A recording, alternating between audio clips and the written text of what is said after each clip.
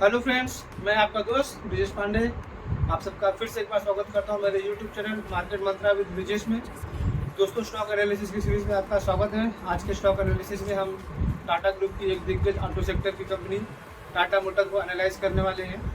तो आज के हम इस वीडियो में दोस्तों टाटा मोटर की पास्ट, प्रेजेंट, फ्यूचर प्लस इसके अलावा दोस्तों उनकी आज के दिन पे रेवेन्यू कैसी ग्रो हो कर रही है, उनका बिजनेस मॉडल कैसा ग्रो कर रहा है, और इन्होंने 2008 में जो जैगवार और लैंड रोवर की टेक ओवर की वो उनके लिए कितना प्रॉफिटेबल हुआ है आज तक, वहाँ से कितना बिजनेस निकल के आ रहा है दोस्तों। प्लस इसके अलावा इनकी एफआईज और डीआईएस इस स्टॉक्स में क्या कर रहे हैं, वो बाय कर रहे हैं, सेल कर रहे हैं, या फिर वो इसमें इंटरेस्ट नहीं दिखा रहे हैं।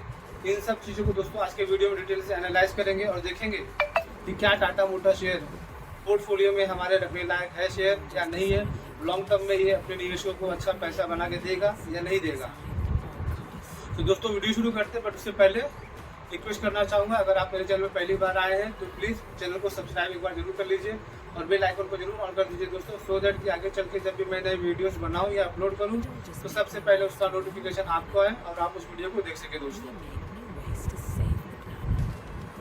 टाटा मोटर की शुरुआत दोस्तों आप देखेंगे, टाटा मोटर की शुरुआत जो हुई 1945 में हुई थी, और उस समय टाटा मोटर का नाम टेल्को हुआ करता था, जो उसका फुल फॉर्म देखेंगे तो आप Tata engineering and locomotive company. तो उस समय दोस्तों जो टाटा मोटर की शुरुआत हुई थी, ये एक रेलवे इंजन बनाने का काम करती थी, रेलवे के लिए इंजन बनाती थी। बाद में इन्होंने दोस्तों 1954 में जर्मनी की कंपनी के साथ में टाइप किया, और जिसके साथ वो कमर्शियल व्हीकल मैन्युफैक्चरिंग में आए, जहाँ पे इन्होंने कमर्शियल व्हीकल्स का मैन्युफैक्चर स्टार्ट किया।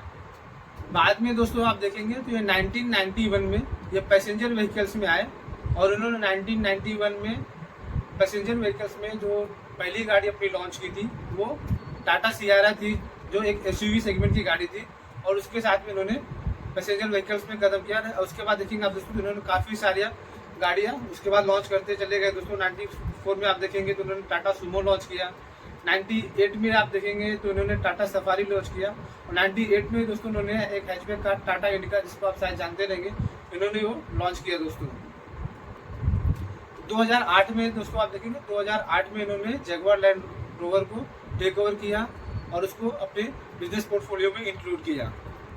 तो टाटा मोटर की अगर हम बात करें दोस्तों, टाटा मोटर आज के समय में commercial vehicle, passenger vehicle, premium vehicles plus इसके अलावा डिफेंस में भी ये काम करते हैं, जिसमें हमारी इंडिया की डिफेंस सेक्टर को भी ये काफ़ी कुछ सप्लाई करते हैं दोस्तों। अब हम इनके अगर सबसे पहले देखते हैं कि इन्होंने 2008 में जो जैगवार लैंड रोवर का टेक ओवर किया और ख़रीदा, तो उसके बाद कंपनी को जैगवार लैंड रोवर से कैसे बिजनेस मिल रहे हैं और वो कंपनी के बिजनेस में कैसे कंट्रीब्यूट कर रही है।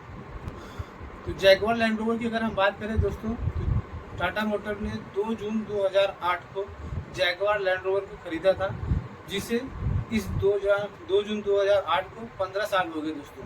15 साल में जैगवार लैंड रोवर ने टाटा मोटर के लिए कैसा परफॉर्म किया, आज ये देखते हैं।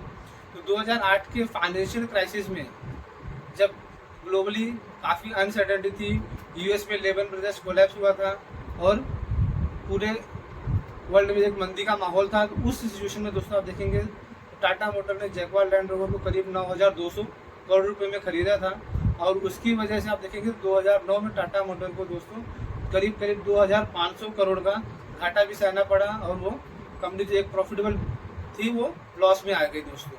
बट उसके बाद दोस्तों टाटा मोटर ने जैगवार लैंड रोवर में काफ़ी अच्छा रिवाइव किया और उसमें काफ़ी अच्छा परफॉर्म किया है। अगर जैगवार लैंड रोवर की बात करें दोस्तों, तो जैगवार लैंड रोवर आज के दिन पे टाटा मोटर के टोटल रेवेन्यू में करीब 70% का कंट्रीब्यूशन करती है। अगर समझ लो टाटा मोटर 100 रुपया कमा रही है, तो 100 रुपये में से 70 रुपया जो उनका सेल्स हो रहा है, उसमें 70 रुपया जैगवार और लैंड रोवर से आ रहा है।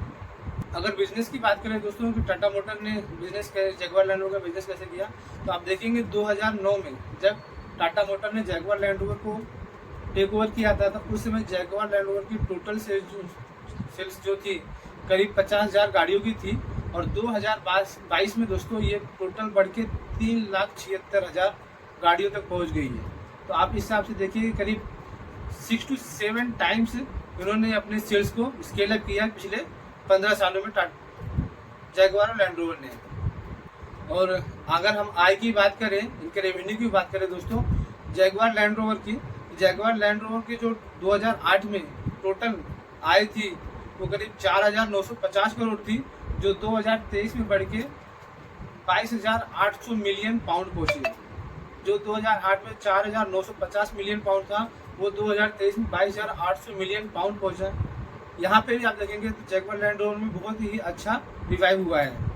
अगर हम दोस्तों बात करें कि जैगुआर लैंड रोवर का टोटल बिजनेस कहाँ से कितना होता है, तो उसमें जैगुआर लैंड रोवर के लिए दोस्तों आप देखेंगे चाइना सबसे बड़ा मार्केट है।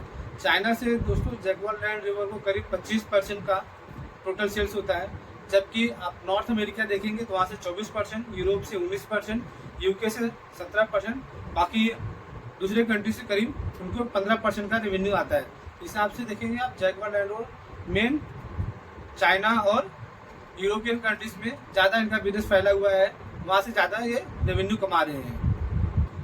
और अगर हम दोस्तों जैगुआर लैंड रोवर की बात लेने के बाद, मर्जर के बाद, अगर दोस्तों हम 2008 में जैगुआर लैंड रोवर लेने के बाद टाटा मोटर की परफॉर्मेंस देखें तो तब से लेके आज तक दोस्तों टाटा मोटर 6 गुना हो चुका है। उस समय जो प्राइस भाव था 2008 में, आज उसका भाव वहाँ से 6 गुना बढ़ चुका है टाटा मोटर का। इस हिसाब से टाटा मोटर ने अपने निवेश को रिटर्न दिया है। तो आप इसको अगर CAGR टर्म्स में देखें तो CAGR में करीब 14-15% का CAGR रिटर्न टाटा मोटर ने अपने निवेशकों को दिया है पिछले 15 साल में दोस्तों। तो टाटा मोटर की अब दोस्तों कुछ हम फाइनेंशियल्स देखते हैं, ये फाइनेंशियल्स में कैसे क्या कर रहे हैं। तो अगर टाटा मोटर के दोस्तों अगर हम रेवेन्यू की बात करें कि टाटा मोटर्स पिछले 5 साल में कैसे परफॉर्म कर रहा है, रेवेन्यू उनके कैसे ग्रोथ हो रहे हैं, डिग्रोथ हो रहे हैं, इसमें आप देखेंगे दोस्तों 2019 में टाटा मोटर का टोटल रेवेन्यू जो था करीब 3,02,000 करोड़ था, और FY20 में आप देखेंगे तो वो घट के दोस्तों 2,61,000 आ गया। और 2021 में फाइनेंशियल ईयर में देखेंगे दोस्तों तो वो थोड़ा और गिर गया, वो 2,49,800 करोड़ के करीब आ गया। और हम FY22 में देखेंगे तो FY22 में इन्होंने वहाँ पे रेवेन्यू में ग्रोथ दिखाई, और ये इनका जो टोटल रेवेन्यू था सर दोस्तों वो बढ़ के 2,78,453 करोड़ पहुँच गया। और FY23 में अगर आप देखेंगे दोस्तों तो इसमें इन्होंने और भी अच्छा परफॉर्म किया हुआ। आज के दिन पे टाटा मोटर की FY23 में जो टोटल रेवेन्यू आई है वो करीब 3,45,966 करोड़ आया है दोस्तों। इनकी प्रॉफिटेबिलिटी की बात करें कि प्रॉफिटेबिलिटी कैसी है दोस्तों, तो टाटा मोटर देखेंगे आप दोस्तों 2019 से कंटिन्यू लॉस में थी, अब FY23 में पहली बार ये प्रॉफिट में आई है। तो अगर हम इनके FY2019 के इनके प्रॉफिट लॉस देखें तो 2019 में दोस्तों इनको करीब 28,933 करोड़ का घाटा हुआ था, और जबकि FY20 में देखेंगे तो FY20 में दोस्तों इनको करीब 10,975 करोड़ का घाटा हुआ। FY21 में ये घाटा थोड़ा और बढ़ गया दोस्तों, और ये घाटा इनका 13,000 करोड़ के पार निकल गया। और FY22 में देखेंगे दोस्तों तो FY22 में इनका घाटा थोड़ा कम हुआ, और FY22 में भी फिर आप देखेंगे फिर भी उसमें लॉस में थे, करीब 11,234 करोड़ का इनको घाटा था। जबकि FY23 में आप देखेंगे दोस्तों तो ये कंपनी घाटे से प्रॉफिट में आ गई, और FY23 में इन्होंने टोटल जो प्रॉफिट अर्न किया है वो 2,353 करोड़ है। तो जैसे आपको दोस्तों देखा आपने कि पिछले 2-3 साल 4 साल टाटा मोटर के लिए काफ़ी मुश्किल भरे हुए दिन थे। कंपनी प्रॉफिट नहीं कर पा रही थी, कंटिन्यू उनके प्रॉफिट गिर रहे थे, इनके सेल्स गिर रहा था, रेवेन्यू नीचे जा रहा था दोस्तों। इसके कुछ कारण थे जिसकी वजह से हुआ था। तो अगर आप देखेंगे दोस्तों तो मेनली जो रीज़न थे कुछ मैं आपको सामने रखता हूँ। तो आप देखेंगे FY20 में कोविड आया, कोविड की वजह से जैसे मार्केट में पूरा आप देखेंगे पूरा ग्लोबली सब शटडाउन लग गया, काफ़ी अनसर्टेनिटी हो गई, लोगों ने पैसे कहीं पे भी मतलब लग्जरी चीज़ों के ऊपर करना, एक्सपेंस करना बंद कर दिया, तो जिसकी वजह से आप देखेंगे टाटा मोटर का सेल्स काफ़ी बैडली हिट हुआ और वो हुआ। उसके बाद आप देखेंगे दोस्तों कोविड गया नहीं प्रॉपर, उसके पहले ही दोस्तों आप देखेंगे US और अपना रशिया और यूक्रेन की वार स्टार्ट हो गई, और उनके वार के वजह से आप देखेंगे कि ग्लोबली जो क्रूड के कमोडिटीज़ के प्राइजेस थे वो काफ़ी बढ़ गए, और जैसे कमोडिटी के प्राइसेस बढ़ने की वजह से दोस्तों इनके जो मार्जिन थे वो मार्जिन काफ़ी बैडली हिट हुए। खाली वो टाटा मोटर के ही नहीं दोस्तों, बाकी दूसरी जो ऑटो कंपनियाँ थी हर किसी ने ये परेशानी झेला और इसकी वजह से हुआ दोस्तों।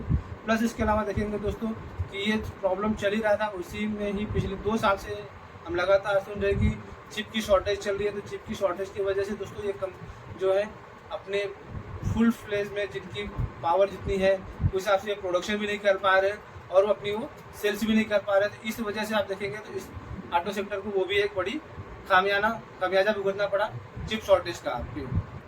अगर दोस्तों अब हम टाटा मोटर अगर फ्यूचर प्लान की बात करें कि फ्यूचर में इनके क्या प्लान है, ये क्या करने वाले, कैसे कर सकते हैं, तो दोस्तों टाटा मोटर ईवी सेगमेंट में, इलेक्ट्रिकल व्हीकल सेगमेंट में आप देखेंगे तो काफ़ी अग्रेसिवली काम कर रही है और वहाँ पे अपनी मार्केट शेयर लगातार करते जा रही है। आज के दिन में अगर आप इंडिया में देखेंगे, आज के दिन इंडिया में टाटा मोटर्स का ईवी सेगमेंट में करीब 90% का मार्केट शेयर है। अगर मार्केट में आपको 10 गाड़ियाँ ईवी की दिखेंगी तो उसमें से 9 गाड़ियाँ आपको टाटा की दिखेंगी। तो जिसकी वजह से आने वाला जो समय है ईवी का है। अगर समझ लो दोस्तों, अगर आज के दिन पे अगर कोई 40,000, 50,000, 40 लाख, 50 लाख, 60 लाख की गाड़ी लेने जा रहा है तो वो देखिएगा मैं अगर 50 लाख की गाड़ी लेने जा रहा हूँ तो 50 लाख की गाड़ी डीजल पेट्रोल लूँ या ईवी लूँ। तो ये जो अपर सेगमेंट की जो गाड़ियाँ हैं ना दोस्तों, जो थोड़ी महंगी गाड़ियाँ हैं, उनका मार्केट ये ईवी सेगमेंट की जो गाड़ियाँ हैं वो खाने वाली है और टाटा मोटर उसमें काफ़ी एग्रेसिवली काम कर रही है और नए नए प्रोडक्ट्स लगातार लेके आ रही है दोस्तों। तो आप देखेंगे टाटा मोटर ईवी में काफ़ी अच्छा काम कर रही है। प्लस इसके अलावा दोस्तों टाटा मोटर को जैसे मैं बताया कि उन्होंने जो मर्जर की है, बीच में जो परेशानियाँ आई उसकी वजह से इनके ऊपर डेट काफ़ी हो गया था और लगातार कर्जा बढ़ रहा था। बट दोस्तों इनके मैनेजमेंट का टारगेट है कि 2024 तक कंपनी डेट फ्री हो जाएगी। 2024 तक दोस्तों ये अपने पूरे डेट को ख़त्म करने का टारगेट लेके चल रहे हैं और इस दिशा में काफ़ी ऑन ट्रैक भी हैं। अगर आप FY23 का इनका स्टेटमेंट देखेंगे तो इनका जो डेट था दोस्तों वो करीब 70-80 हज़ार करोड़ पहुँच गया था, उसको उन्होंने रिड्यूस करके करीब 46-47 हज़ार करोड़ पे लेके आए हैं और FY23 तक ये अपना डेट खत्म कर देंगे। अगर दोस्तों ये FY24 तक अपने डेट भी खत्म कर देते हैं जो आज के दिन के ऊपर कर्जा है, तो टाटा मोटर की यहाँ से बहुत ही अच्छी री-रेटिंग हो सकती है। अगर दोस्तों हम टाटा मोटर में इंस्टीट्यूशनल होल्डिंग देखें, इंस्टीट्यूशन उसमें कैसे अपनी पोजीशन कर रहे हैं, वो ले रहे हैं, बेच रहे हैं, क्या कर रहे हैं, तो टाटा मोटर का अगर हम दोस्तों पिछले 5 क्वार्टर का इंस्टीट्यूशनल होल्डिंग देखें तो आप देखेंगे मार्च 2022 से आप देखेंगे मार्च 2022 में देखेंगे दोस्तों तो टाटा मोटर में FIs की होल्डिंग जो थी करीब 14.45% थी, DIs की 14.53 थी और जब पब्लिक की होल्डिंग 24.62 थी। जून 2022 में देखेंगे दोस्तों, जून 2022 में जब इनका टॉप पीरियड चला था उसमें FIs ने अपने स्टेक थोड़े कम किए, उन्होंने अपना स्टेक 13.71 किया। DIs ने हालांकि अपना स्टेक थोड़ा बढ़ाया, DIs ने 15.32 स्टेक अपना किया और पब्लिक होल्डिंग दोस्तों आप देखेंगे ऑलमोस्ट वही सेम पे रही 24.57 में। फिर बाद में सितंबर 2022 क्वार्टर आप देखेंगे दोस्तों, सितंबर 2022 में FIs ने अपना स्टेक वापस से बढ़ाया। यहाँ पे FIs की स्टेक बढ़ के दोस्तों आप देखेंगे 14.13% हो गई, जबकि DIs की स्टेक और भी बढ़ गई। DIs की स्टेक इसमें देखेंगे 19.79 हो गई और पब्लिक की होल्डिंग यहाँ पे कम हो गई, 19.68% हो गई। और दिसंबर 2022 का अगर हम क्वार्टर देखेंगे दोस्तों, दिसंबर 2022 के क्वार्टर में DIs ने फिर से माल बेचे और यहाँ पे अपनी उनकी स्टेक जो थी 13.89 हो गई 14.13 से। DIs की होल्डिंग आप देखें तो DIs की भी होल्डिंग थोड़ी कम हुई, वो 19.61 और पब्लिक होल्डिंग यहाँ पे बढ़ गई दोस्तों, ये 20.1 हो गई। और अभी जो लास्ट क्वार्टर दोस्तों मार्च का क्वार्टर खत्म हुआ है उसमें अगर हम देखें तो उसमें FIs की होल्डिंग जो है वो बढ़ के 15.34 हो गई, DIs की होल्डिंग थोड़ी कम हुई है 19.39 और पब्लिक की होल्डिंग भी 18.85 है। तो इस हिसाब से देखेंगे दोस्तों पिछले 2-3 क्वार्टर से जो FIs और DIs की बाइंग की फिगर्स आ रहे हैं और जो इसमें पब्लिक उनका इंटरेस्ट बन रहा है, तो आगे आने वाले भविष्य में टाटा मोटर में खरीदी कर रहे हैं, वो ले रहे हैं और उनको लगता है कि टाटा मोटर में आने वाले समय में अच्छा रिटर्न जनरेट किया जा सकता है, इसलिए वो लगातार इसमें अपने स्टेक्स खरीद रहे हैं।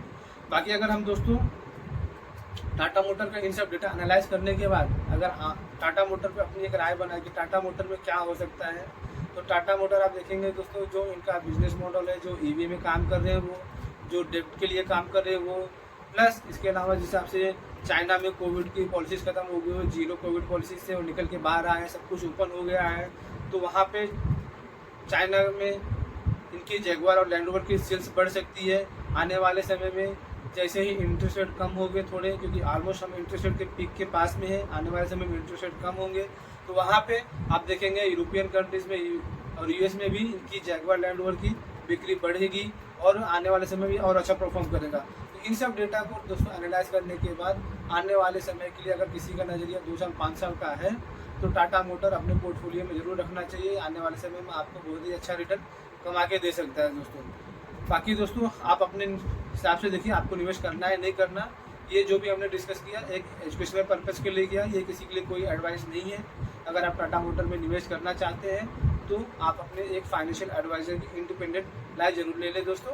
तो मिलते हैं दोस्तों अगले वीडियो में, जिसमें हम किसी और स्टॉक को एनालाइज करेंगे। तब तक के लिए आप सबको धन्यवाद, थैंक यू, जय हिंद।